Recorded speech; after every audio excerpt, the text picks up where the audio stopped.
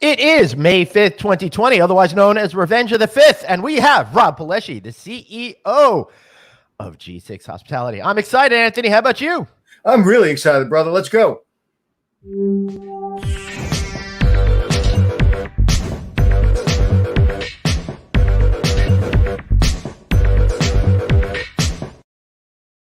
Anthony Melchiori, my friend, it is great to see you here on a Tuesday afternoon. It's May. It's getting sunny out. People are trying to get back to their lives. How are you doing today? I tell you, it's nice to work out near my pool. I'm very fortunate enough that I have a nice swimming pool, and it's warm enough to go outside. And I just got a new piece of machinery, and the last couple of days I've been out there for an hour, and I'll tell you, it's a good way to start the day. What do you mean you got a new piece of machinery? You get like a semi truck coming in, a big factory machine? What do you mean? I'm shutting off my iPad. Sorry. I got something called an assault bike. An assault bike. Yeah. So basically, it uses your arms and your legs, and I realized the other day when I was going up the stairs and I was out of breath. Right. That my cardio has been a problem. We went from walking 15, 20,000 steps to walking 5. So that's a good point. And my phone even hates me because I leave my phone and it thinks I'm walking like 8 steps a day instead of 8,000. It's not good. You know, it's unfortunate because you came out of the gym that I'm very near and dear to. That's probably not going to is not going to reopen. So, but anyway, so that was good. But you know, it's interesting. Our guests don't really know. Like you said, that Rob's from G6 Hospitality, right? That's right. Now nobody knows what that is. I mean, we got a player on. We do. It's a big time player. We have the president of Motel Studio 6. Yeah, man, this is going to be great. And then after that, we are going to have back our friend Chris Green and a couple of other folks too from Access Hotels and Resorts, a really cool boutique company. So why don't we get this show started? Here we go.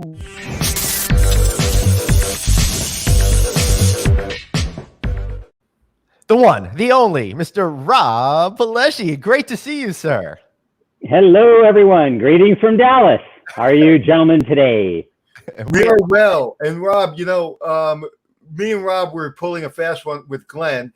Rob and I have not had the pleasure of meeting over our careers, which is pretty insane that we've never met.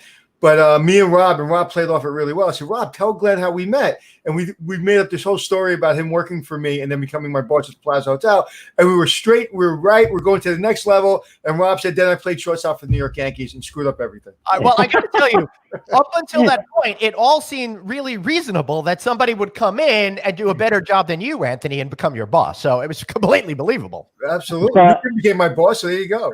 Right. Had I known about the assault bike before that, I wouldn't have mentioned anything because that's not someone you mess with. I don't know about that.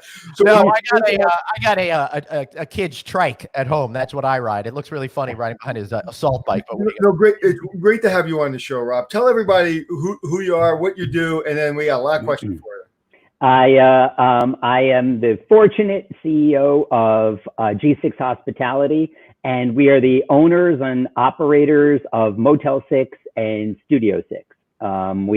We've got presently just shy of 1,500 properties around the U.S. and Canada.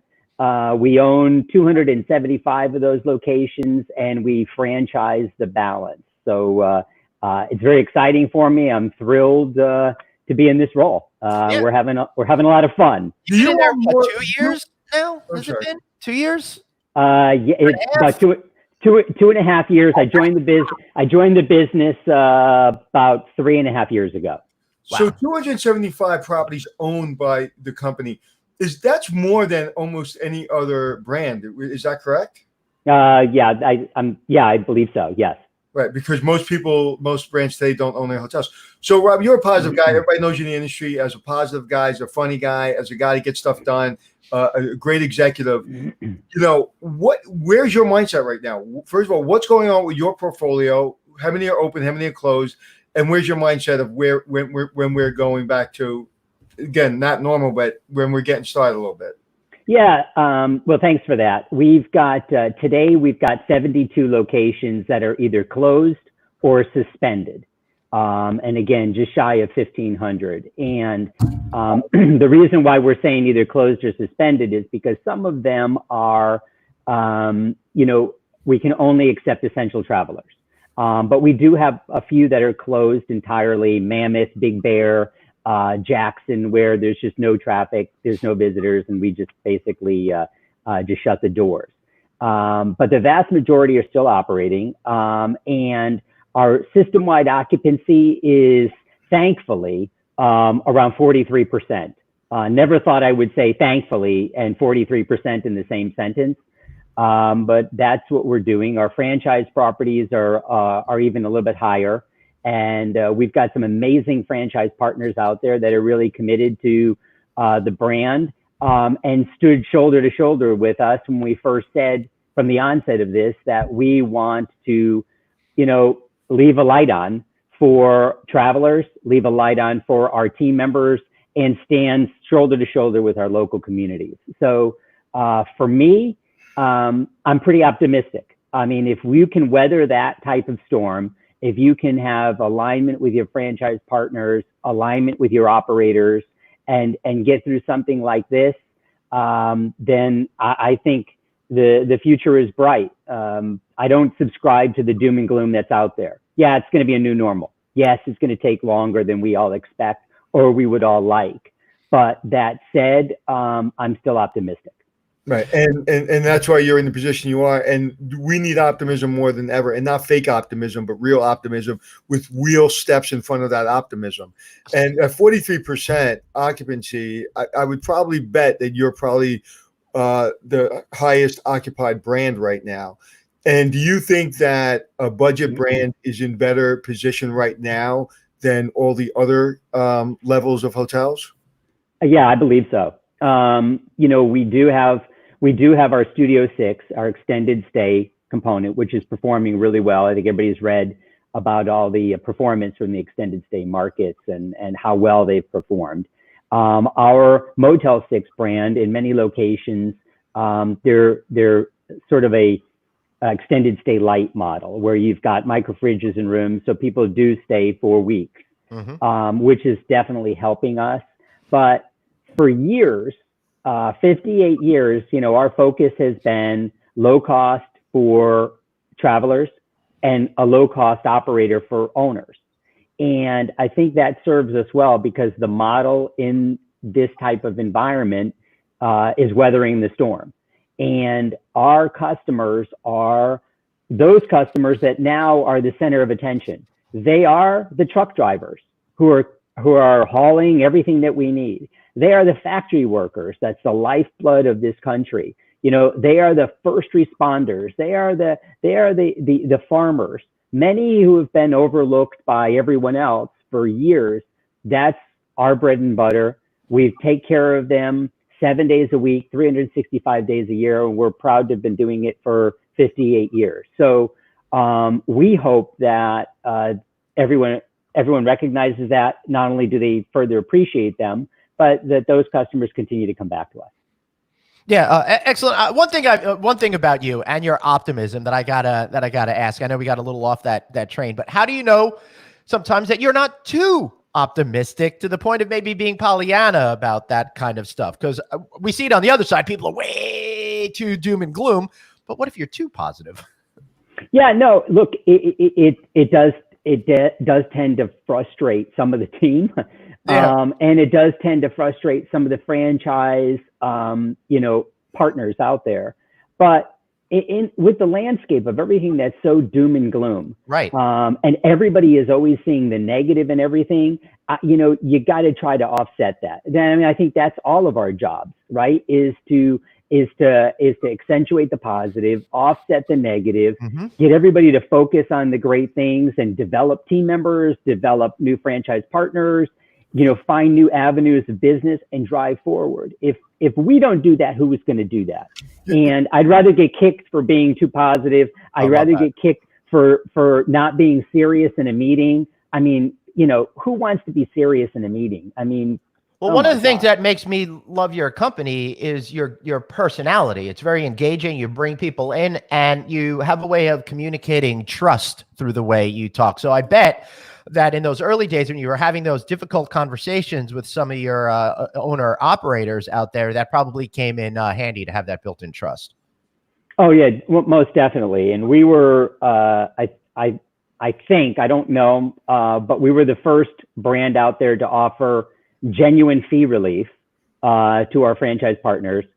In addition to pushing back PIPs, in addition to pushing back on brand standards, so I think we genuinely showed that we're trying to help. Mm-hmm. We even did something that's a little bit unheard of, knowing that we need all distribution channels pumping for us, everything available out there, and knowing that there's always this tension between owners and the OTAs.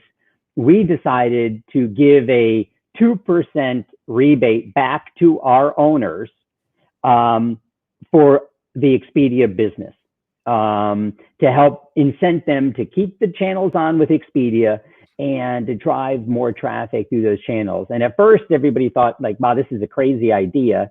But then as more and more owners thought about it, they're like, well, this, it's one more channel. It's a little bit of a lower cost.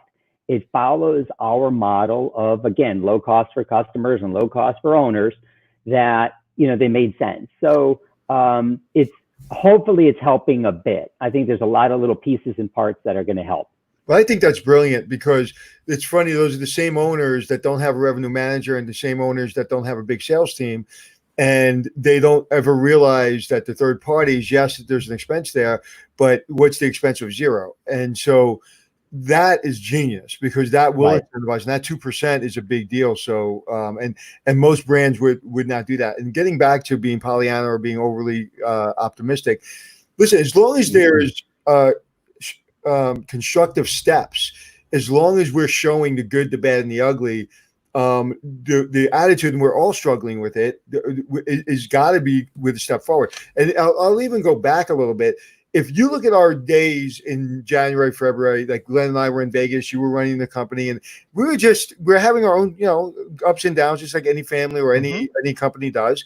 But basically, we're all having a pretty decent life. We're all having a good life. Yes. And now, so that was kind of, I'll say, fake, right? That was like kind of like, here it is, and we're making our own problems, because there's a lot of problems that we don't really have that we make.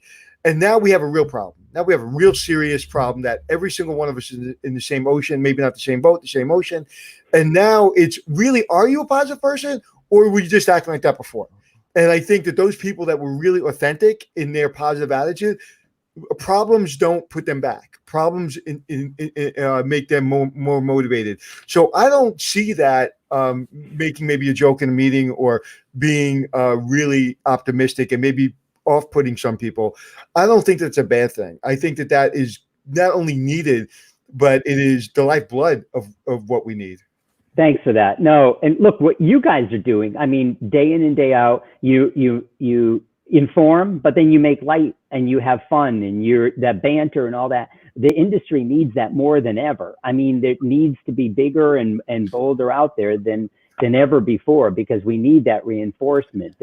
And our industry, I mean, it's all about the back-breaking work that's probably gone underappreciated for too long. Now maybe this is our chance. And it's hard to be negative when I look at our franchise partners out there. When I look at those guys, that many of them came over first generation immigrants, with not a lot of money. They needed a place to live.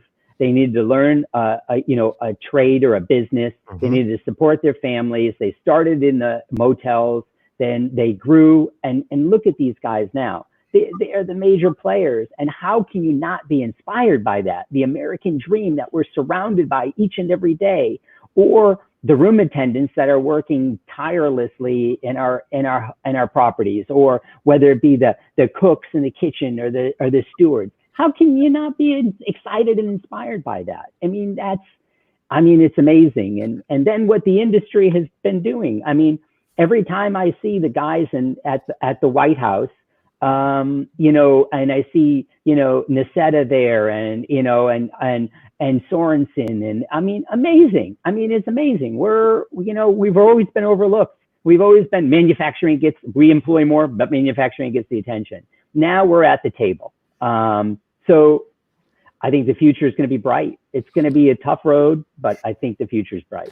And let me also send out kudos to our good friends over at AHOA and the AHLA and Chip Rogers and Cecil Staten for doing their part as well. Rob, we're getting some questions here from the audience. Really focused that's on. Not good. That's not good. It is never good when we open it up to them. Phone a friend. Yeah, that would be great. So let me get another CEO in the line. But first of all, I do want to say thank you for saying that our humor is appreciated and needed. I just wanted to underscore that because Anthony does not appreciate my humor. So it's really good to have somebody on the show that appreciates my silliness. But seriously speaking, a lot of the brands out there, in particular yesterday, they all started to come out with all their new standards that they're going to be doing. A lot of the stuff, Anthony and I have felt like, probably should have been doing this anyway. But the questions we're getting, and I'm just going to try to, pull them all together. What are you doing to reduce touch points? And also in terms of, do you see the cost of stay increasing for blue collar workers and businesses post COVID with all the additional measures that are going to be needed? So maybe just give us a whole sense of what you're thinking in the go forward period.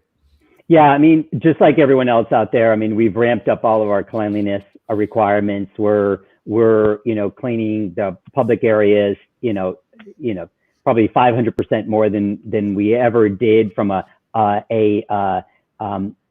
visit standpoint. So we're out there more active, more engaged there. From a cost standpoint, I think we should all expect 5 to 6% more in increased costs. I mean, that's just some swag numbers. But if you take a look at all the PPE that we're going to need going forward, the masks, the gloves, everything else, the increased cleanliness of the rooms, I don't see that changing for the foreseeable future.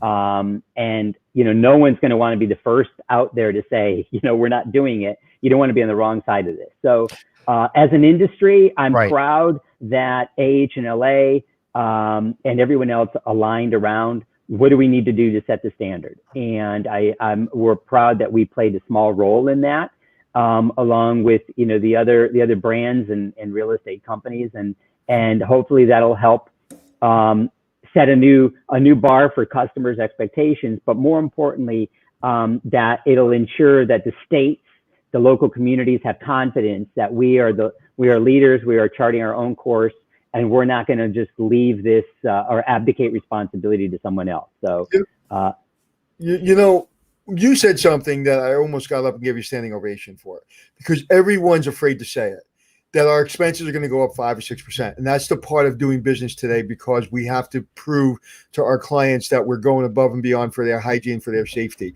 If you don't, you're going to be out of business, period, end of story, because the comments, as I've said, are not going to be about service. It's going to be about hygiene, and it's about cleanliness. And so thank you for saying it. As the president of a major company in this CEO.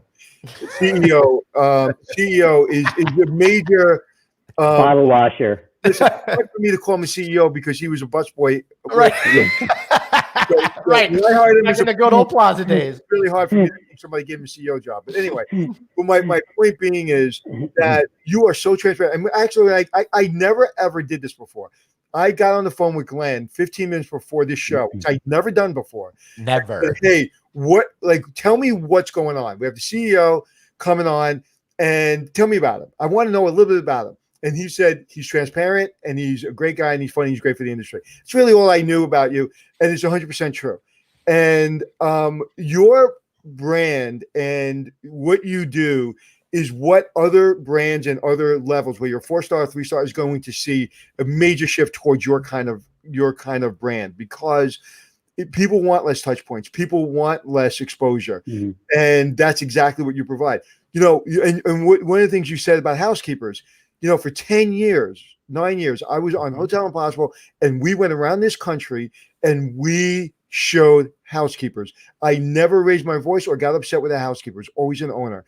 And they are so unsung. And I literally cried with more housekeepers than I can ever imagine, that these people that are working every single day to keep us moving, the truck is moving, everybody moving, those are the unsung heroes. And that you appreciate that and you respect that and that you guys celebrate that is a big deal to me. Thank you. No, thank you for calling that out. And yeah, it was obvious on your show, you cared. And it was obvious on your show that you were paying the right attention to those, unsung heroes. And, I always used to say to the staff when I was running properties, used to drive them crazy, but, think of these room attendants. I mean, many of them single mothers with kids. They get up at ungodly hours. They get their kids to daycare. They take public transportation to our properties. They do 8-9 hours of tireless work to get back on public transportation, get their kids from daycare, get their kids home, feed them, help them with school. They have 20 minutes to themselves before they pass out, and they do this day in and day out. And they're able to manage a budget, and they're able to manage a family on what we provide to them. I mean, that's an inspiration. So please don't thank me. You're the one, you called it out publicly and got more and more people paying attention to it. So thank you for doing that. My greatest compliment is when a hotel owner says that I learned the business for watching your show. And that's a great, that's a great tribute. That really is a tribute. So that's amazing. All right, so I got a question for you, Rob. Coming again from the audience. This is what I love about doing these live shows. I don't have to actually think of anything myself. Get them doing all the hard work over here. What does this mean for you and your development team going forward? Do you sense there's going to be a lot of opportunity as maybe people wanting to shift brands, try something new? And on the flip side, how do you make sure you hold on to your franchisees? Well, I think the holding on to the franchisees is just treating them with respect, ensuring that they're fully engaged in discussions, is always thinking of those, the franchisees and the team members first. Here at our corporate offices in Dallas, I keep reminding everybody that our customer is the properties. Right. Whether it's a property that we own or whether it's a franchise operated property, that's our customer, because I don't engage the traveling public. If I take care of those properties, they take care of the traveling public. So that's what we do each and every day. We probably don't do it, right? We've got a lot to learn and we've got a lot to improve on, but we're trying. So there's that. Talk about the initiative, if you wouldn't mind, what's going on in California. As far as California goes, along with Lynn Morfeld over at California, Hotel Lodging, this started. The initiative in California started right from the onset when they were trying to determine what to do with their cruise ships. There was an issue, and Lynn did basically a call to arms for all the hotel brands and big owners in California to say, hey, who can help? Mm-hmm. And because of those locations and some complications there, we weren't able to help. But we told Lynn, Motel 6, our franchise partners and our owned properties, we stand shoulder to shoulder with the state, however we can help. So we started what we thought the best thing to do would be, knowing that California was going to secure properties for vulnerable populations, and with the backdrop of the governor signing an executive order that basically said he could commandeer hotels, we said our first order of business is probably to work out an agreement, a template agreement with the state that could work for us and our franchise partners. So we started working on that. And meanwhile, we've got some franchise partners that have signed occupancy agreements with the state. We, as owners, have signed several occupancy agreements with the state. And we were proud that Governor Newsom selected our location in San Jose to make his announcement that he had achieved his goal of 15,000 rooms.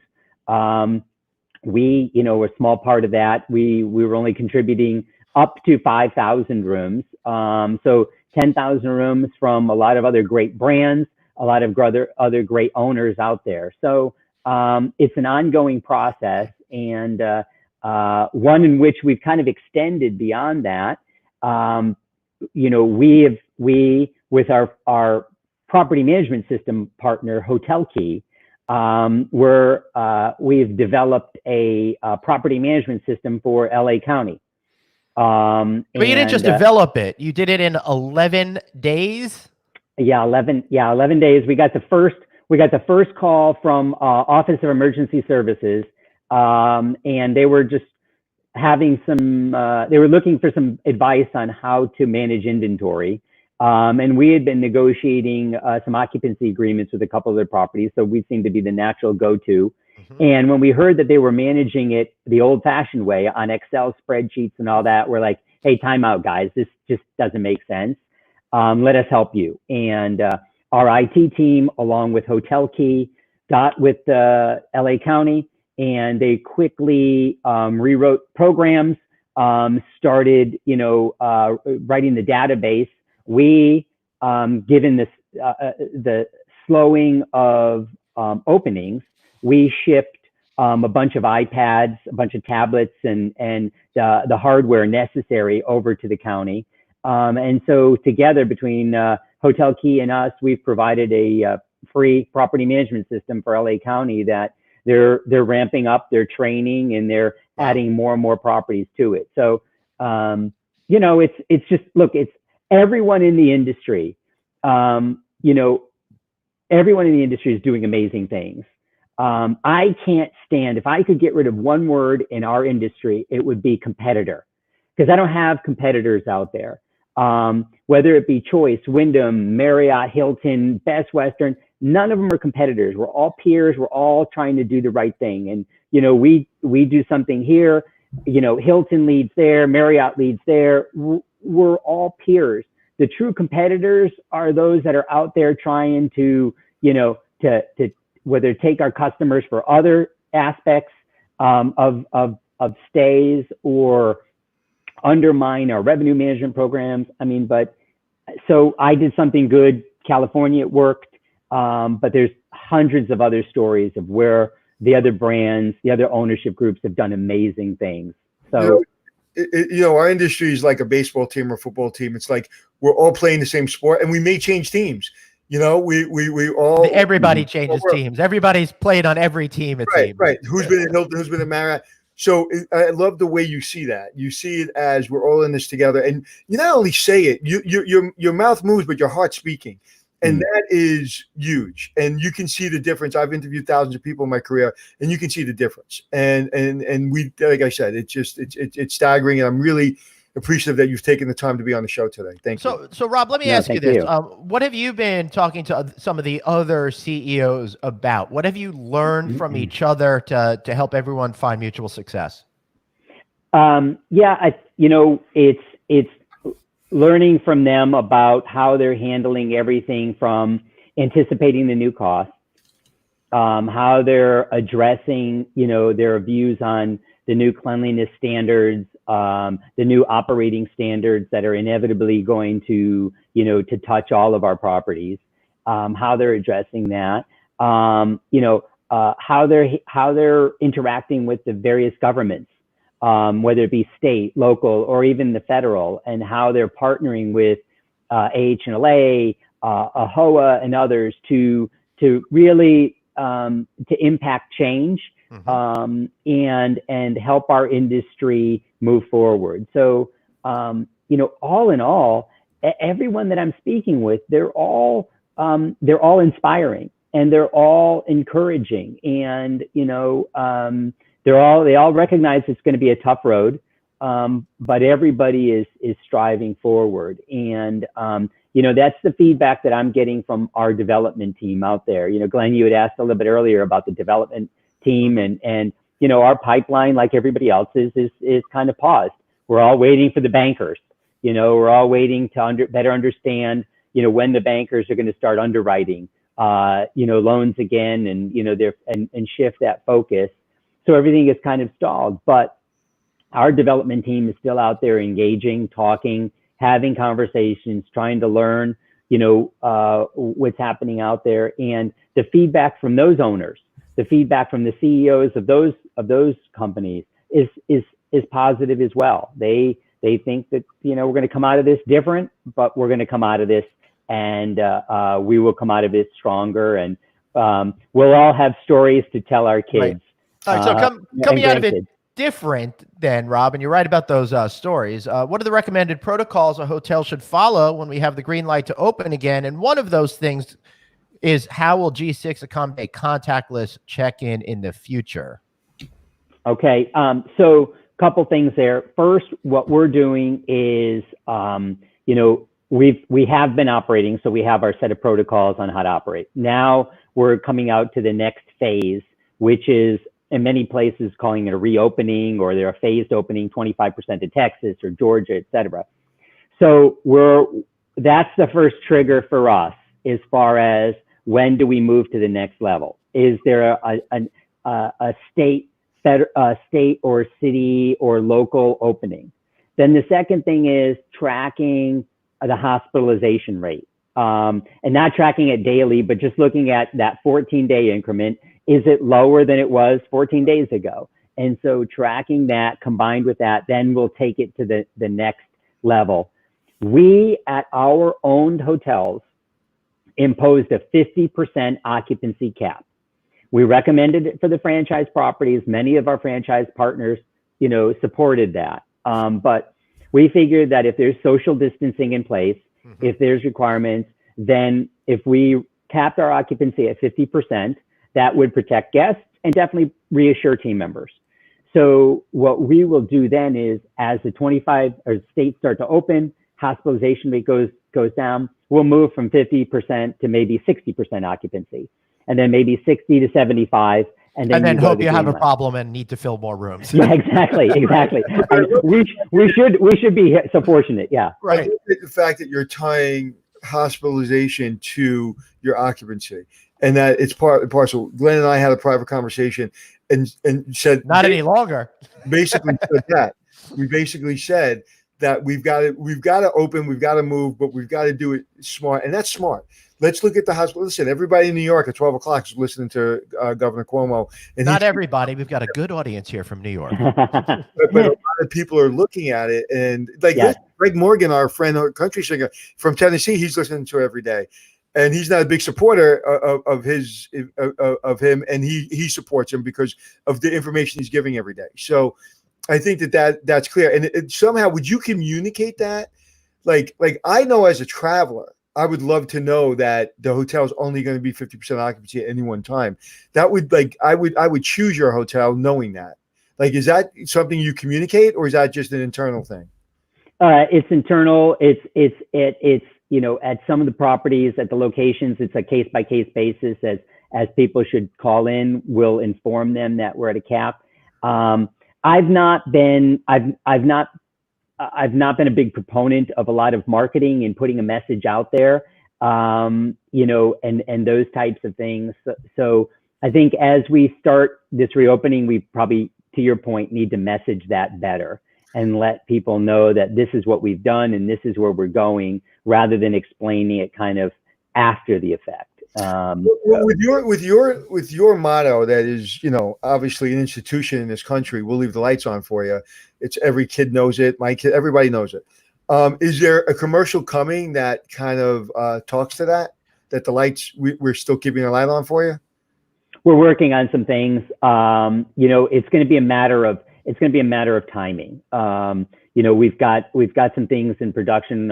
Our partners at the Richards Group have been our marketing agency of record for 30 years. And, with Tom Bodette behind, backing, we've got a great communications agency at Zeno. They've all got some plans. The challenge that for us is going to be really timing, because what we're going to expect is as things start to open, you're going to probably see U.S. travel and a lot of the big national agencies come out. The big brands obviously are going to come out punching above their weight. So for us, it's going to be a matter of timing, because our message, we've stuck to our knitting. We are one brand with one segment. In economy, we know who we are. We don't strive to be something else. So we don't have that bandwidth that others. So you'll see something, but it'll probably be closer to the end of summer, fall, after others have probably inspired others to travel again. And since you brought up Tom, I just want to make it, just put it out there. He may be getting close to retiring. I know. That's why I've been working on my folksy homespun voice. This is actually kind of an interview, frankly. I mean, I didn't want to be so bold. Let Anthony. How would you say we'll leave the lights on for you? We'll leave the lights on for you. Yeah, no, you got. I think it's got to be more homespun and folksy. I think Motel 6. We'll leave the lights on for you. That's No, it's or like. don't you remember that guy?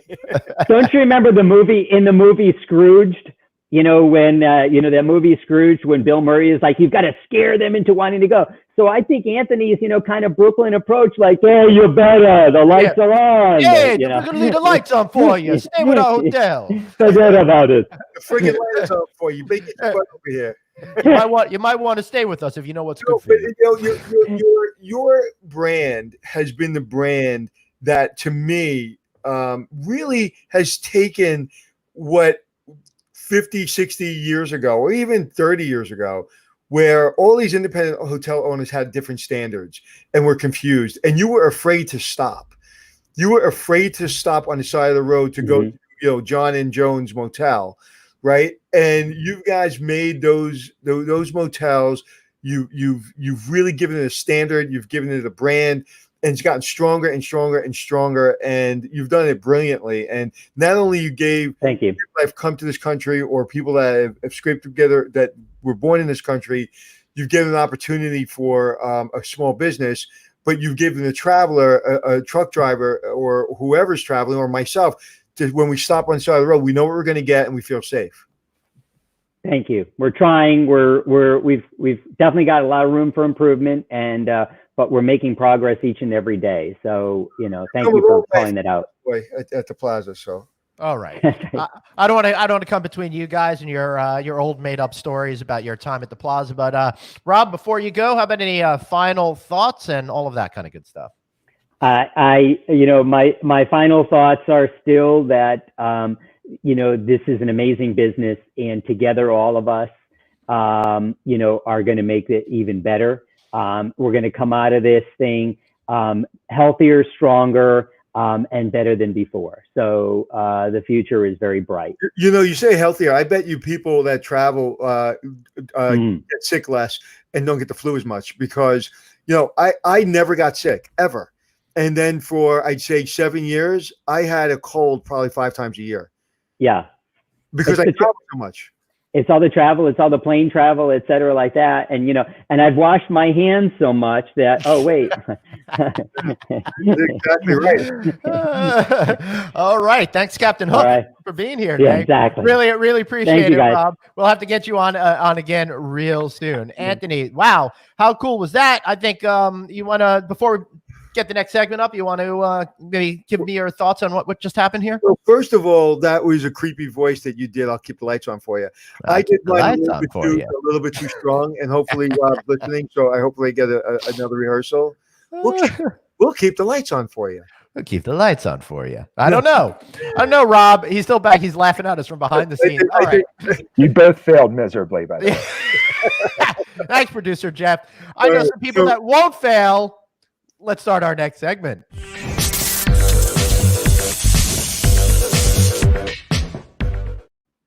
All right, we're back to the world of management companies. Once again with us, the one, the only Mr. Chris Green and Barry Kaplan of Access with Fran Taloricco. You might know Fran. We were just talking about how all these people have been at certain brands and moved around. Fran, you've been doing that. You recently wound up with these guys at Access. Welcome to the show today. Barry, maybe we could start with you. For the few people out there who don't know what your company is all about, give us a little rundown on your organization. Sure. Access Hospitality, we've been around since 2005. We operate 16 hotels. We have 2 in development. We also have a homeowners association business called Access Residential, where we operate 150 active adult lifestyle communities in Florida. So it's a pleasure to be with you.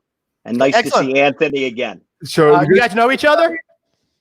Anthony and I go back over 30 years. Back to the days at the plaza? So tell them where we worked together, Barry. Even before the plaza.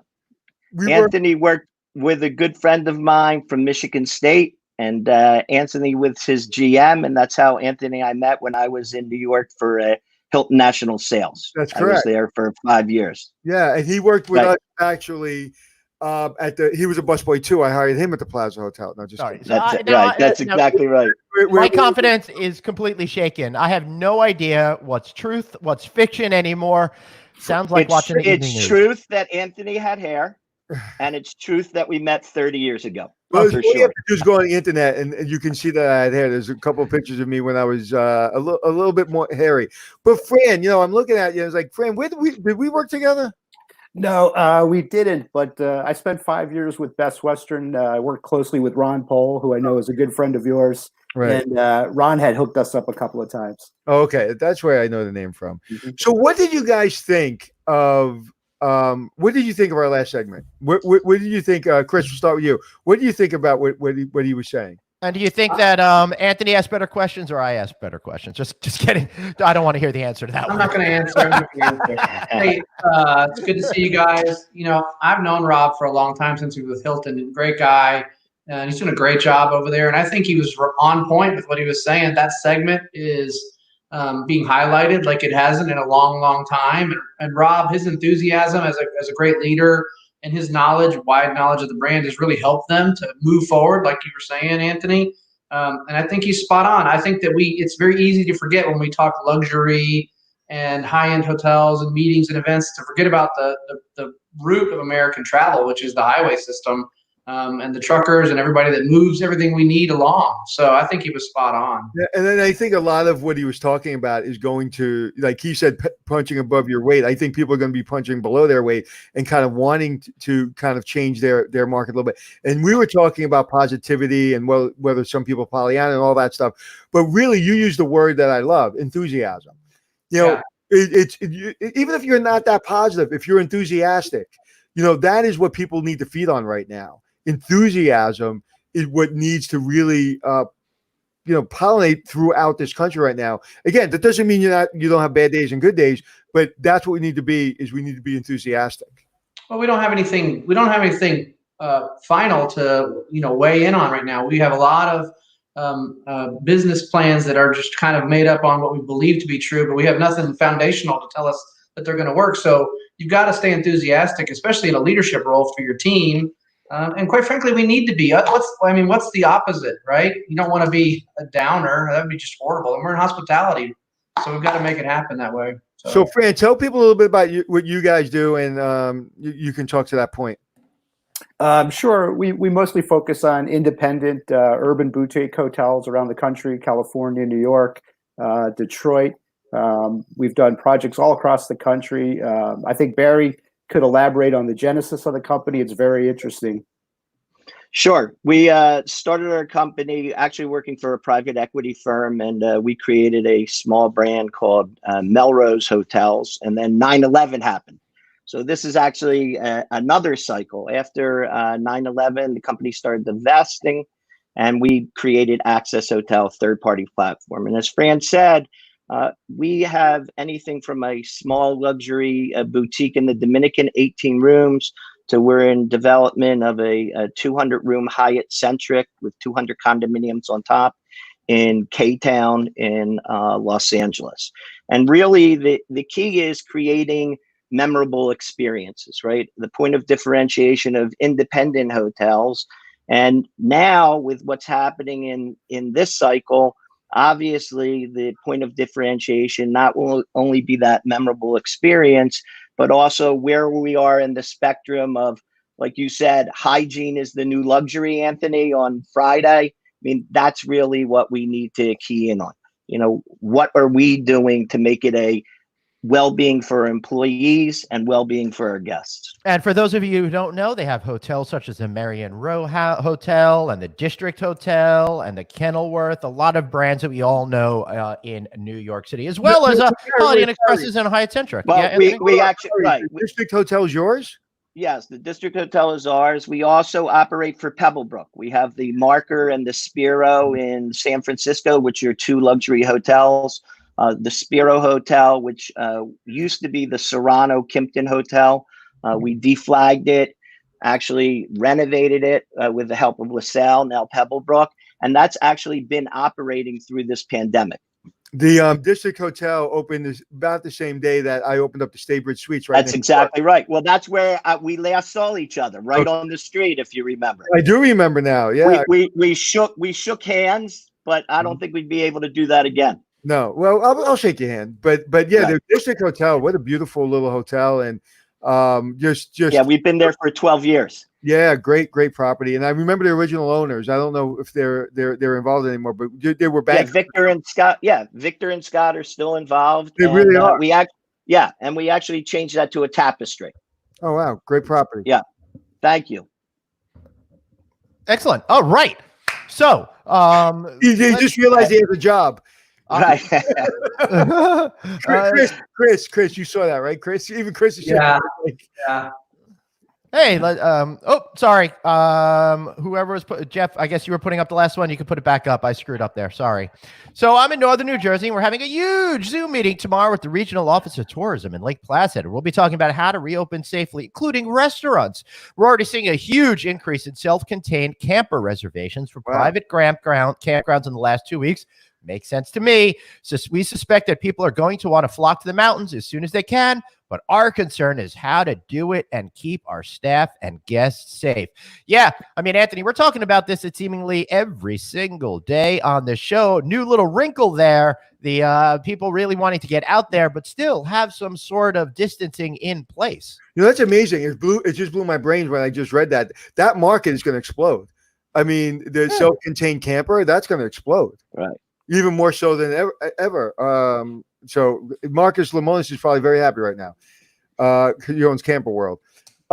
So we were talking. Best Westerns are 40% occupancy, 43% occupancy. I would imagine right now. You mean G6? G6, Motel 6? Yeah, Motel. What did I just say? Hotel 6? No, you said Best Western because Fran worked there prior. Right. Oh, okay. I'm sorry. And I've sent David Kong a couple of emails. I'm hoping, David, if you're come on, David, this, you'll respond and come on with us. So there. So they're at 43% occupancy. I mean, if you guys have 43% occupancy, I would imagine you'd be a little happy right now. Where are you guys, Barry?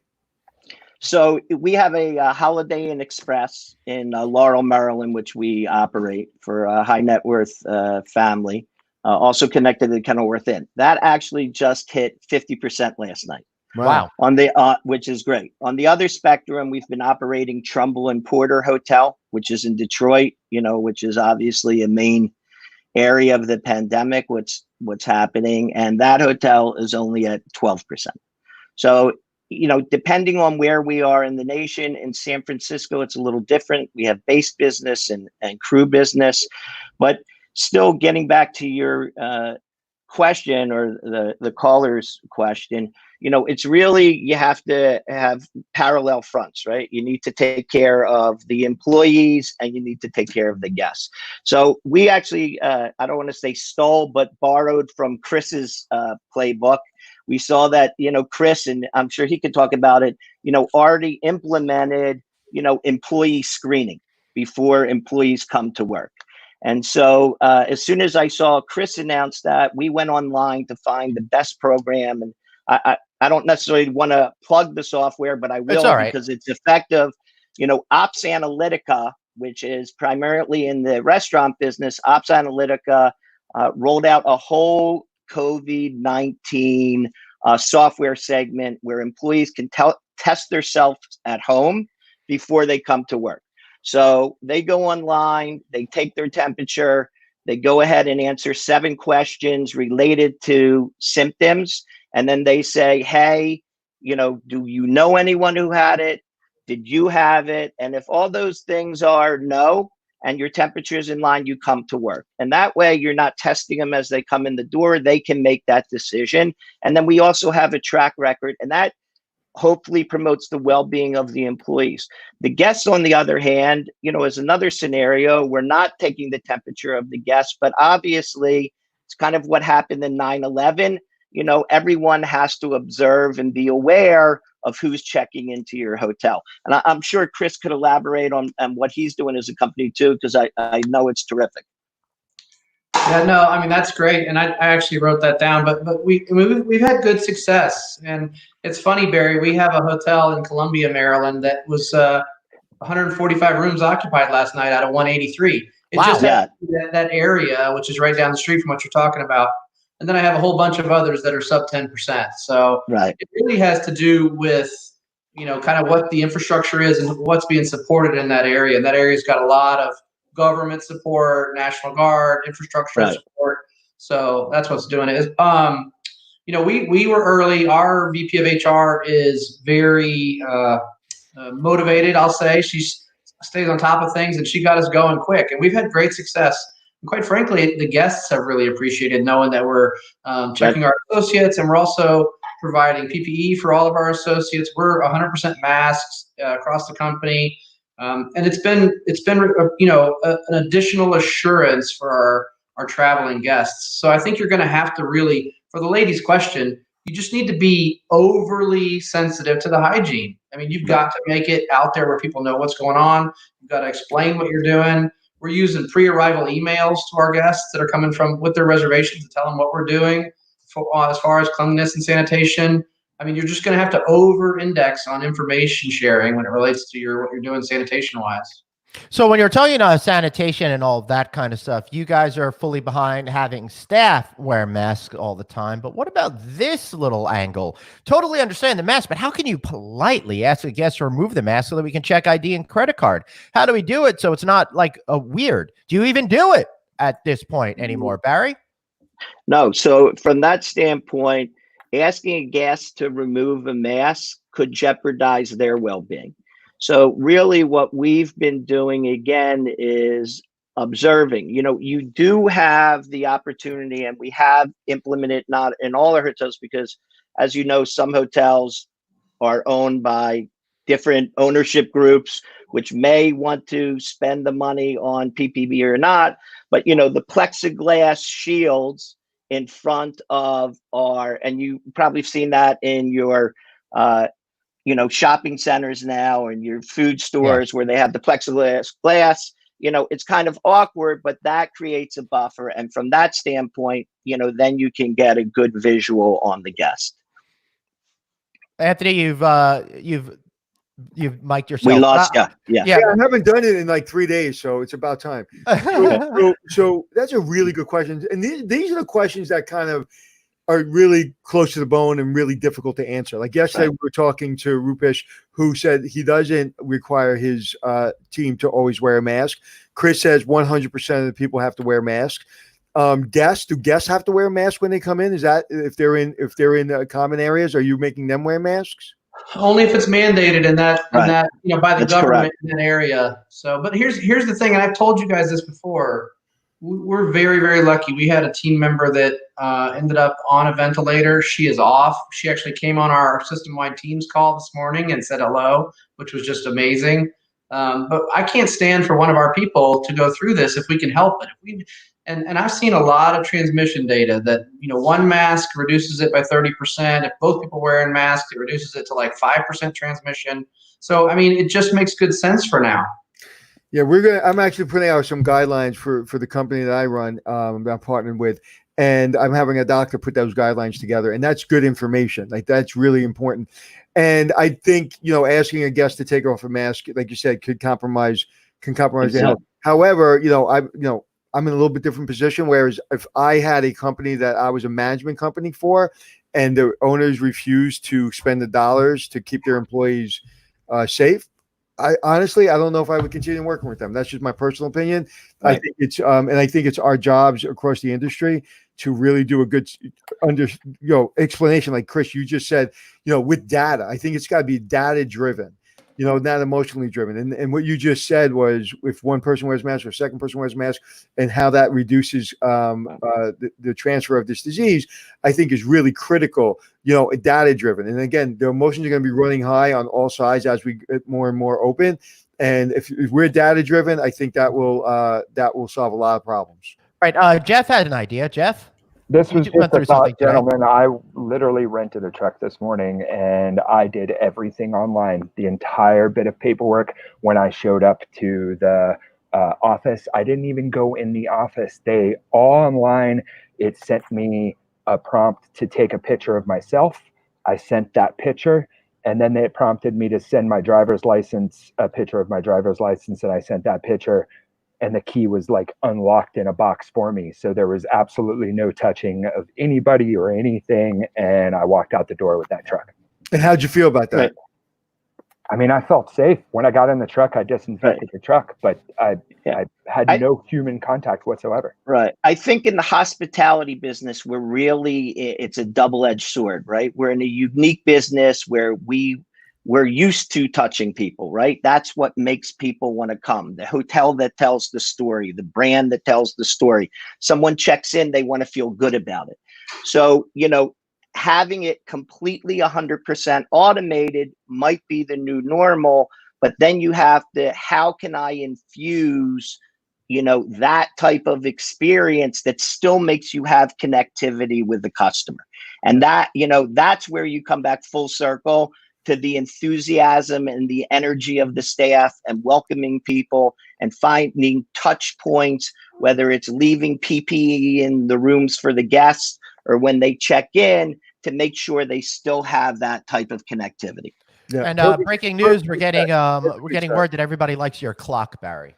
Oh, thank you very much. That's a Dolly imitation. Yep. I got it online. I appreciate it. And I think you could buy it too if you wanted to. I do. I'm a big art fan. And I recommend everyone checking out the Salvador Dali Museum down in Florida. Yes, Anyway, Anthony. Great. But that's not an original? Anthony, if I was like you, it would be an original. I'm getting there. Listen, if I had your money, I'd throw mine away. So where else there, Glenn? I want to ask Fran. Fran, how do you see this in your side of the world? You're focused on development. How are you changing your game plan in the future to be able to attract more hoteliers to your company? Yeah, I think, our pipeline was strong going into this, and it was a lot of long-term projects, hotels or buildings that were being converted to hotels, and a lot of ground-up new construction. A lot of that is in a wait-and-see mode. The good news is, in checking in with all of our clients in our pipeline, I would say 80% of them are still committed to the project. The other 20% are waiting, as Anthony said earlier, to see what the banks are going to do. But we stay in touch with them. Anything we can do to help them, which we have done. We forged a lot of alliances and connections between lenders and construction companies and consultants. Just a few weeks ago, Barry and I were down in suburban Philadelphia with a builder helping a client out. So we're just in a helping mode, the best that we can be, and staying in touch with everybody. And the optimism is fantastic. Developers are going to develop; they always do. It's just will the money be there? Hopefully, it will be. And it seems like it, because it's not a banking crisis. It's a different thing altogether. If anything, it'll be a demand issue for a while, but the industry fundamentals were there, and theoretically they will be there when they come back. But Fran, you've been on the development side for a long, long time. Not to call you out on being as old as the rest of us are, but you've got a lot of friends on that side of the business, right? There's a lot of guys losing jobs right now, right? Mm-hmm. Where do you think all of this is going to come out industry wide when it comes to new development? I think most of those sales forces will come back. I know a lot of companies have furloughed their sales teams, but I think all of those sales leaders at all of those brand companies, the ones I've communicated with, have all said, "Hey, we're going to bring all those folks back." And I think everybody is expecting a big bounce back, and I believe that too, because unlike some of the situations I've lived through in this industry, whether it was 9/11 or the recession in '93, I've been around that long, but this is a little different. And the one thing that I see that is very encouraging is I see landlords, commercial lenders, I see utility companies, I see leasing companies working with people. You're constantly hearing stories about landlords working with people in workouts for rent, and you see leasing companies deferring lease payments. A friend of mine leases a Volkswagen, and he said that they've deferred his lease until July. So I think you're seeing way more of that, which is incredibly patriotic. And I hope that they'll continue to do this should this push another month or two. Yes, I will continue to defer as many payments as possible to be patriotic. There you go. Well, I think there's deferments, and then there's allowing people to be forgiven. I think deferments just add a lot of time. Listen, deferments for a company that's going to come back strong and is going to be able to pay those, that's fantastic. But there are opportunities where the people are not going to be able to pay, and some of those things hopefully will be forgiven because, more debt after coming out of this, and it's going to take you a year, 2 years, 3 years to get back on your feet. It's going to be crushing. Yeah, absolutely. That's why we need more bankers that are priests so we can be forgiven. Sorry, guys. I'm stretching. I'm trying to make Anthony laugh with all that is in me, but it's not going to work today. All right. So interesting enough, we're talking a little bit about privacy issues behind the scene in our chat room. Where do you guys think this whole thing with privacy is going, especially when it comes to whether or not we may or may not be sick? I'm under the belief that we gave up all privacy and stuff like that already in society. We just haven't actually admitted it yet. Anyone want to jump on that? Chris, maybe you want to have a thought? Complex question when you start thinking about HIPAA regulations. And it's a complex question. I don't even really hazard an answer because it's too complex, other than to say that what we've already created with HIPAA puts a pretty big guardrail around what can and can't be shared, and even the consideration. But then you're dealing with somebody else's potential safety and put somebody else at risk. I think that something's going to have to come out of this about everybody being a really good steward of their own health and really being more conscientious about not going somewhere. And it's going to make me think twice. If I've got the sniffles, I'm going to cancel my business trip. It may just be the sniffles, but I'm going to cancel. I don't want to go out there and put other people at risk. And I think we're all going to have to act like that instead of having to be the old days when you showed up to work no matter what was going on, right? That's going to require a cultural shift because it used to be like, no matter how sick you are, you go into the office. We've all exactly right. done that. Now we have to suddenly change, right, Anthony? One of the things that I'm always proud of is I've been working in this industry since really part-time when I was in the Air Force from 86 up to 90. So 30 years, and I've never called in sick in 30 years. And I've probably been sick, and I've probably had a fever, and I've probably had a flu, and I've probably had a lot of problems I shouldn't have went to work in. And Chris, you're right, because that was a badge of honor. I can say, my daughter said to me the other day, last summer, she was going to call in sick to her job, and she just wasn't feeling great, but she was fine, whatever. I was like, ask me the last time I called in sick. She goes, oh. I go, how many times have I called in sick in 30 years? And she goes, once. I go, 0. Get to work. Right. So, but you're right. That attitude's got to change because showing up to work now. Go ahead. Showing up to work. I was just going to say part of that is generational, right? I think our generation. I hate to say, and I don't want to put everyone in our age group, but I've known Anthony for a long time, and you just disclosed Chris and Fran has been in the business for almost 40 years. I know Chris has been around. But anyway, long story short, it was right. Put the fist on the desk, and you got to show up to work. Whether it's good or bad, I think this generation is more about self-awareness. I'll call it that. And so, the well-being of you as an employee. I don't want to say it's me first, but there is something to be said for the millennial generation and not putting the fist. We need to take care of our fellow man, right? That's really what it comes down to. I agree. We need to share in it. Yeah, I agree with you, Barry, 100%. People in a younger generations are much better at taking care of themselves. I feel like, I don't know, speak for my end of the Generation X. We got like the worst of everything. We didn't have cocktail martini lunches anymore. We couldn't do anything fun in the office anymore, but we had to be there. We couldn't take off afternoons or anything like that. That to go on one of my tangents that I'm becoming a little famous. Here it comes. But we talk about the younger generation, and you said you had it worse than everybody else. I challenge anyone to be a 19-year-old kid right now. I have a 19-year-old, I have two 20-year-olds, and an 18-year-old. I challenge anyone. That to me, hold on, let me go off my tangent. That to me is they're going to be stronger and better than we are because they're going through something that no one's ever been asked to in 100 years. To high school, college, do it at home, graduate at home. These drive-bys to not drive-bys like we used to think about, but drive-by graduation. We just had one on my block the other day. I mean, they're going through things that we've never been asked to go through. So those people that think that those people or that generation is going to come up and is going to be weaker, I think they're going to be stronger than all of us. No, I think so. Barry? Yeah, I totally agree. One of the things that we say in our company is, adversity and change. It's the people, it's the professionals who can deal with adversity and change in a professional and efficient manner who are going to go ahead and come up on top.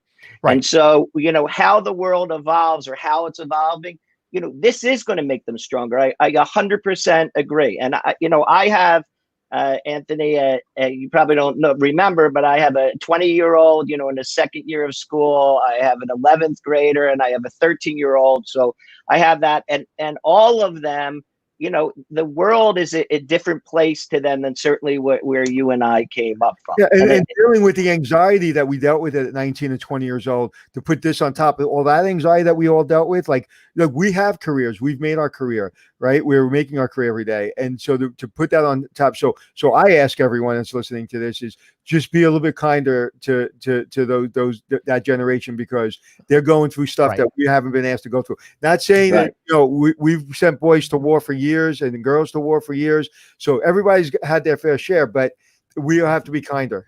All right. I just want to clarify that my point was specifically made around the office place lifestyle, and specifically that we weren't allowed to have all the fun that the generation before us had, and the flexibility and freedom's the one after us. But it wouldn't be a day. It wouldn't be a day if I don't go off on a tangent. Oh, I know, but I did like that tangent. That was a really good tangent. But let's move to another part of the conversation. Barry, Fran, what are you seeing out there when it comes to ramp up for city centers? Right. So exactly what Chris said. It really is location, location, location. What is the local jurisdiction doing? What is the state doing? And then what Rob said, where are they in hospitalizations? So each one, as we open, it's really what game plan have we implemented for that community and how are we going to do that? But it comes back to the basics. And I think everyone will agree. It's all about communication and training, right? Effective communication and training, getting people ready as you're opening up. What is the process? So whether it's, what AHLA rolled out today, the safe stay, the U.S. Travel Association just put their recommendations on the list. It comes down to the basics, which is cleanliness, well-being of the employees, well-being of the guests, and creating an environment where you can effectively and incrementally open up. And so how are you going to do that? Some of the things that we already talked about, the pre-testing of employees, the pre-arrival check-ins, are all important aspects to make sure that there's some form of integration in terms of new systems and new philosophies, which are really old philosophies, as we grow. And Chris, what Rob said, no one said it before. And he's CEO of a major brand. And he said, listen, we're going to have to deal with 5 and 6% increase in cost, whether it be cost per occupied room, just overall cost. I mean, what do you think of that? I mean, because like what Barry was saying before, it really pisses me off that an owner would say, well, we're not really comfortable giving everyone everything they need because of cost or whatever it was. I don't want to misspeak for, I don't want to. It's not everything that they need, but there are right? Masks are okay, but do I want to install the plexiglass if we're following? Right. And so my point, Chris, to you is that 5 or 6%. How do you convey that to your owners to say, hey, this is just what we need to do? And let me add a little more context to that, Chris, before you answer. We've been talking for a long time, right, about those rising expenses and how your margins were already getting squeezed. So that's got to be a consideration too. I mean, I think Rob's right on. When you think about what's going to come out of this, if we don't get some legislation around liability and healthcare, you're going to see rising insurance costs. There's been people that have been saying that labor is going to be available and it's going to be more affordable. I disagree with that. I think that we've got people on the front lines that now know that they're doing frontline work that need to be paid accordingly. So there's going to be a greater expense on that side of the business. Safety and all the protocols you're going to have to put in are going to be more expensive. we rode the ride up for a long time, from 2009 till just February of this year. I think there's going to be an adjustment in the financials. There's just going to have to be. Right. So let me some of the real quick. Go ahead, Barry. Go ahead. No, I was just going to say, in addition to that, some of the things that you would take for granted. I have one hotel, and we love the hotel, but the housekeepers are sharing vacuums. Sharing a vacuum now is probably not something that you can do anymore. Mm-hmm. You know what I mean? So that's a really right. Good so it's how much equipment do I need? I was sharing vacuums. I was sharing, the soap dispensers. That type of, job combination, although important and still saves us in labor, it's really an equipment factor and a safety factor now, and that's also going to contribute to the cost. That's a really good point, and that really leads to my next question. Resort fees. We can spend a year talking about resort fees and the ramifications of those in the last 10 years. Someone just wrote a comment and said, I'll pay extra for safety. Is there going to be a hygiene or a safety or cleanliness fee? I mean, does anyone see that? I mean, I don't think so, but I mean, that's an interesting question. I hope not. Table stakes. I think that's table stakes. Right. And we're in the only industry. Here's the thing that always has driven me crazy about our business is we're going to come out of this and there's going to be downward rate pressure, right? Because our corporate clients and the travelers are going to expect downward rate pressure while we've got upward pressure on our financials. And there's not a lot we can do about it, because if we price ourselves accordingly to pay for the new training of associates and hygiene standards, then our competitor down the street who has a different underwritten loan on his or maybe no loan on his asset can change a different rate. It crushes the marketplace. It's a very complex problem. And that's why management companies and brands and executives have to be able to communicate that to owners and to understand that, because it's up to us to teach, and it's up to us to let them understand that. Because if they see that they're coming out of this, they're 40% occupancy, and they're putting pressure on everybody to lower the rates, they're not realizing they're killing themselves. And that is what happened right after in 2008 when we got rate pressure. There was a brand, I won't say who, or a management company, I won't say who, that literally ran to the bottom. And literally within 5 days, and Barry, I don't know if you remember, 5 days later, everybody ran to the bottom with them. And so, Chris, that is a really good point, and it's really up to us to be challenging our owners. I've never been afraid to challenge. I've probably almost gotten fired almost every time I've ever worked anywhere, so I'm not afraid. Including this show. Right. I've almost quit. I think another word you could use, Anthony, is really educate. Right. That's what we got to be. We have to be good stewards. I actually stewards. I actually said. Barry, educate. Yeah. He wants my job too. Jesus Christ. No, I don't want your job, Anthony. No one could do it like you. Believe me. No, but I think, Chris, that is such a good point, man. We just got to educate people, and we've just got to really understand that, you can't provide what people need if people aren't paying for it. And that doesn't mean rates are going to go up necessarily, but we've got, and also there's another question that comes into play that I've been challenged with my entire career. General managers being put into positions way too early, way too inexperienced, and they're not able to understand the revenue and expense of a hotel and how to come up with creative ways to ensure everybody gets what they want, from the owners to the guests to the employees. And I think there's way too many general managers in positions that don't belong there, and they don't understand the complexities coming out of this. I know, I have a whole answer for that if you want to hear it. I do. We did it to ourselves. Okay, really quick. In 2001, we went from the average Hilton that did 15 million in revenue had 200 associates. After 2001, we went down to about 140 associates. Okay, we got rid of everybody that had an assistant title, assistant GM, assistant F&B. And then in 2008 and 9, we went down to 110 associates at that same hotel. There's no more AGMs. There's no more directors of ops. And so there was nobody. I was both. I was an AGM and a director of ops before I ever became a GM and an F&B director. But now we're having to find people and pull them right from whatever, FOM, director of front office, and say, we need a GM bad.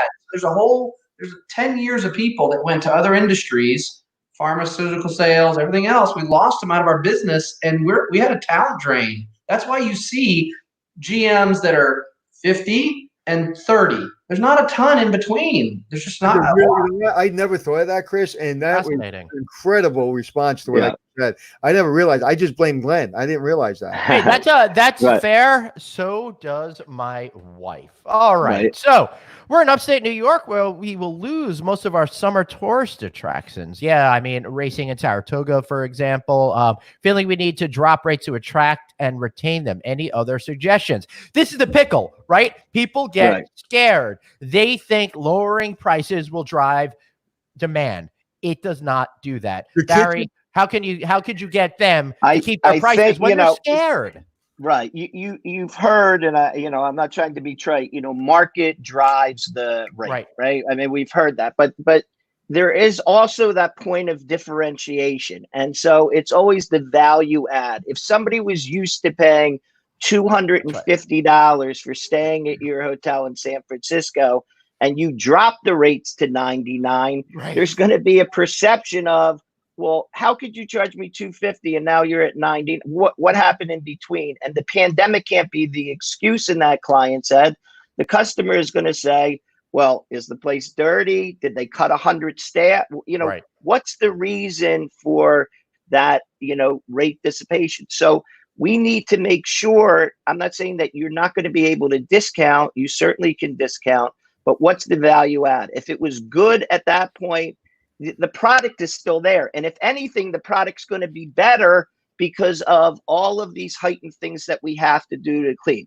So is it, I was charging you $250 and now I'll charge you $200, but you get a grab and go breakfast, do you go ahead and get some type of, play and stay package? What's the way to do it without, basically dropping to, the lower level rate? And those conversations are happening at the kitchen table. First question is, hun, are you feeling safe to travel? No. So right there, it doesn't matter what your rate is, right?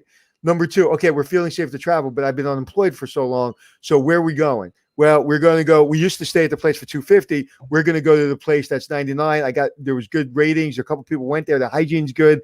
Let's go there. It seems good. We'll save money and we'll be safe. It's great. Those decisions are being made at the kitchen table. So to your point, you're exactly right. The person that was paying $250 before, they can afford to pay $250 before, they just want better standards, but they still want to go to that hotel and enjoy that hotel. But will I travel? What's my budget? Those so the revenue management is not at that kitchen table. Those decisions have to be made there. One of the things, Anthony, that I saw last week that I thought was fascinating, it was from Deutsche Bank, was that they expect after this crisis that the personal savings rate to go up even further, that people are just tired of being stretched so thin.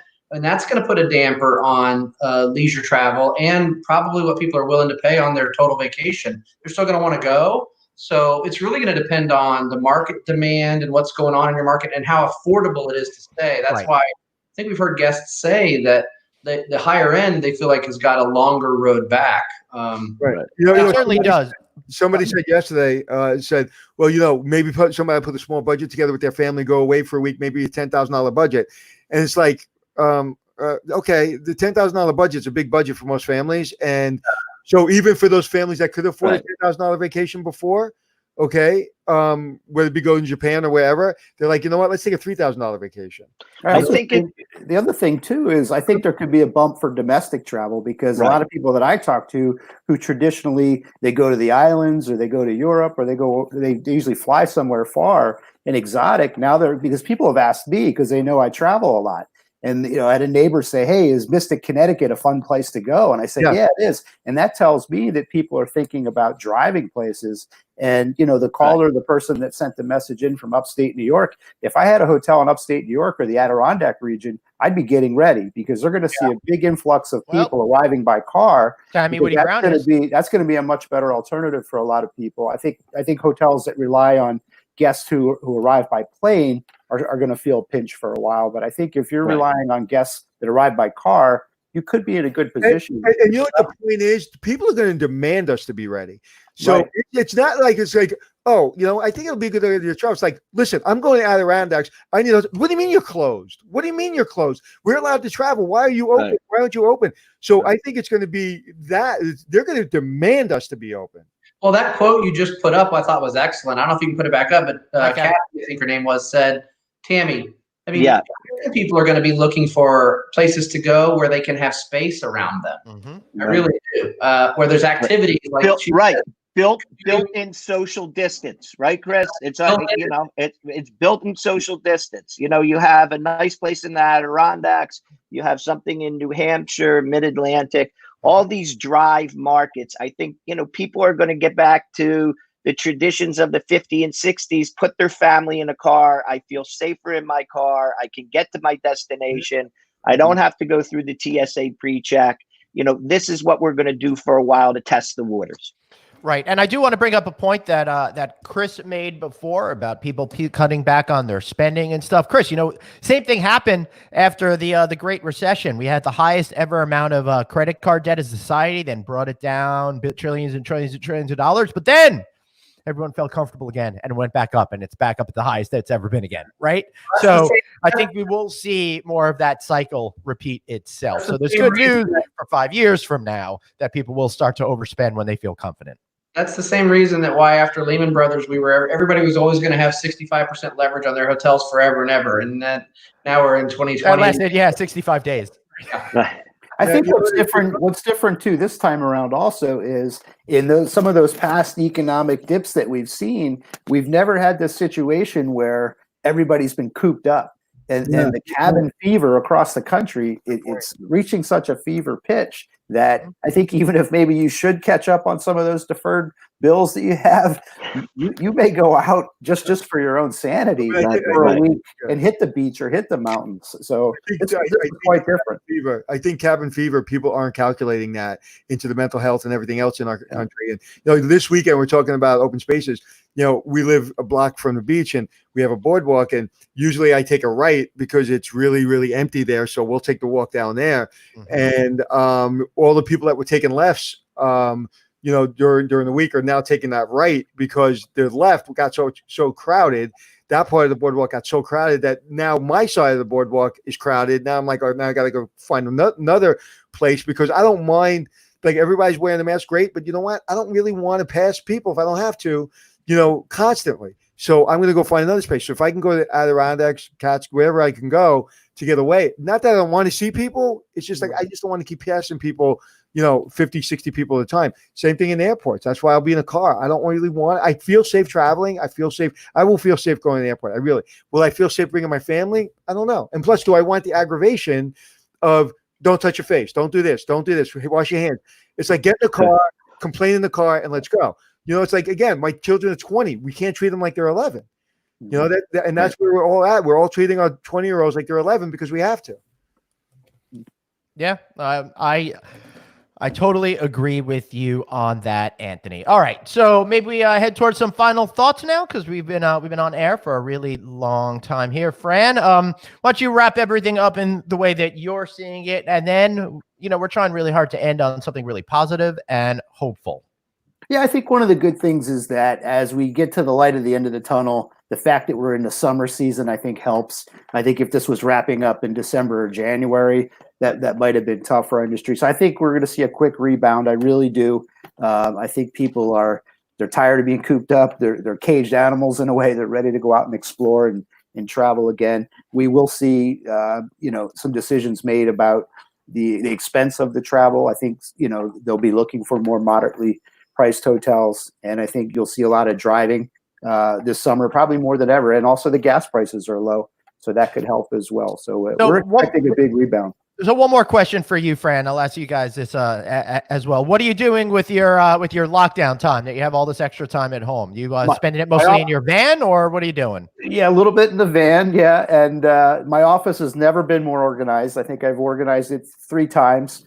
But no, just keeping in touch with clients, doing a lot of research, because a lot of times when you're running and gunning and running all over the place, you don't have time to really, I've reconnected with so many people that I've lost touch with, which has been great. That's awesome. So I think the networking has been good. We lose touch with people when we're busy. And I think this has given us a great chance, at least me anyway, to reconnect with a lot of people and get my teams in place. I know who all the architects are and the builders and the lenders, hopefully. And, and all of the active clients. A lot of people have said, hey, when we get through this, I want to do something. And that's very encouraging. And Barry, I want to hear the same from you, but I also want to know how annoying it is that people probably continue to spell your name with a K instead of a C. Well, I used to say C is the right way to spell it, but any Kaplan is a good Kaplan. Yeah. But right? But from my kindergarten from teacher was Mrs. Kaplan, and I will right, forever exactly. remember that. It's K, but I've been called so many different things. My name Barry actually is Kaplan, Chaplin, but Barry, depending where you are, could be Barry. So as long as they don't call you the C word. Right, exactly. But I think that in terms of being positive, I know you've heard me say it before. I mean, adversity and change, that's what brings teams together. And really what we've done as a company, what have we done in our spare time? We have a daily stand up in all our hotels at 8:30. So whether our hotels are employees are furloughed or they're not, we're still doing those Zoom calls. For the hotels that are open, I'm participating that throughout the day. For the hotels that are closed, we bring that executive team together every morning just to tell them we're still a team, we still love you, we're going to get stronger, it's going to come back. And that's really the most important thing. As I told my group when this started, basically 8 weeks ago, is you can't over communicate in a time like this. Communication is key to our success. And so there's no question too dumb. Should I wear a mask or not wear a mask? I always say the best way to get me is a cell phone, that key to communication, and obviously plug for Access. No offense to Chris, but I mean, we call ourselves Access because we believe in being accessible. And that's what we do. Transparency and giving people the ability to communicate. People like to communicate so they get comfort. And that's really what the hospitality is about, right? Our hospitality industry is giving people comfort, giving people a memorable experience. And as Fran said, I think it's going to come back gangbusters. There's all this pent-up demand, whether it's backyard or, people are starting to fly, believe it or not now. And it's really just a question of time. But it's those people who can build the teams during adversity that are going to be more successful. And I think we all have an opportunity to really reflect on team building during times of distress. And that's an important point. Well said. Very well said. Do we have any updated TSA numbers, Chris? I know you look at that. A lot of people look at that. Oh, I forgot that website. I'll look that up. But do you have that handy? I don't have it handy. I'll look it up right now. But that's interesting. But yeah, Barry, I think what you said was communication is critical. I think, Chris, you've been in the forefront of that. I mean, when we started this show, you were right there with us.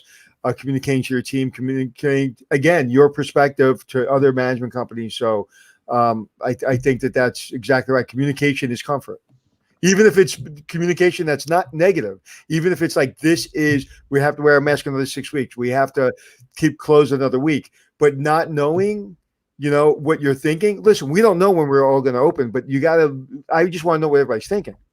Yeah. Right. Yeah, and I think transparency. I agree with both what Barry and Fran said.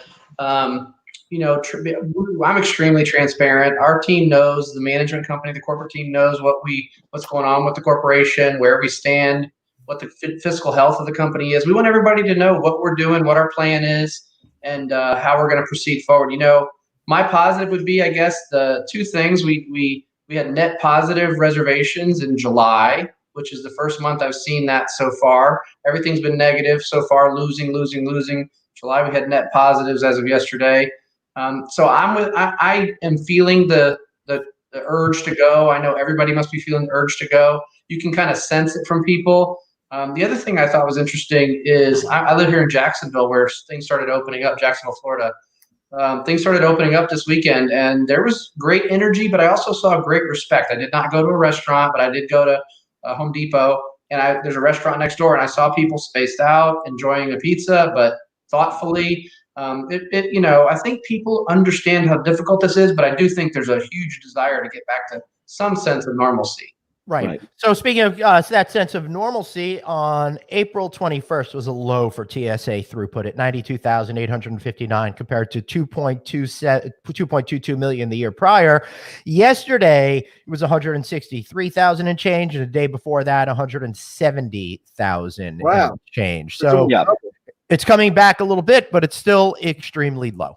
Right. Yeah, it's double from where it was almost. Yes. Right. And you guys out there, you could follow along at tsa.gov/coronavirus/passenger-throughputs. All right. So I think we're good. Anthony, should we wrap this thing up and say goodbye to our amazing guests today? Barry, Fran, and Chris. Thank you. Thanks, guys.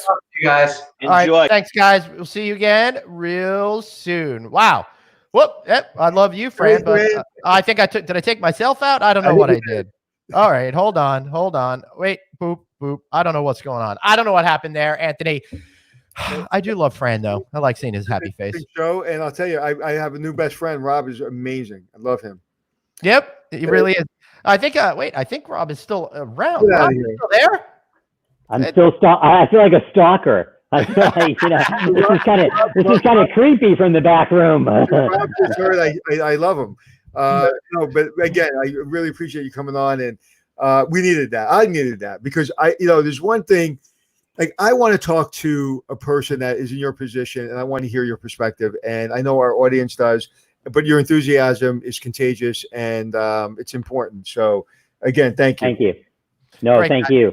Hey, thank you so much for being here. We'll keep Rob with us for our outro. You guys rock. We really appreciate it. Tomorrow, we're going to help you guys learn how to save more money at the property level, something we could all use a little bit right now. So for Rob, Anthony, and myself, Glenn, thanks for being here. Oh, you want to say something? I was going to say, No, I'm just saying goodbye. no. Okay. Actually, since you stopped it, I will mention. And now for another half hour of the show. Go to the house. Rob, I wish I had the ability to shut him down so you and I can do the show. So Hospitality Success on Facebook, hospitalitysuccess.com. Thank you, Glenn. Please go there, hospitalitysuccess.com, Hospitality Success on Facebook. Yes. It's where we're putting out standards. We're giving you information. We're starting a webinar for 4 weeks. We're going to talk more about that in a couple of days. We're going to talk about standards. We're starting a charity that we're going to talk about in the next couple of days. So it'll all be there on Facebook Live or hospitalitysuccess.com. Thank you very much, Rob. It was a pleasure. Glenn, I wish I could say the same. See you tomorrow. Yes, and don't forget, sign up for our newsletter. Text the word hotel to 66866. That's the word hotel to 66866. Remember this, guys. You've got one life, so blaze on, and thanks for checking in. We'll leave the light on for you. Yes, we will. Right on for you.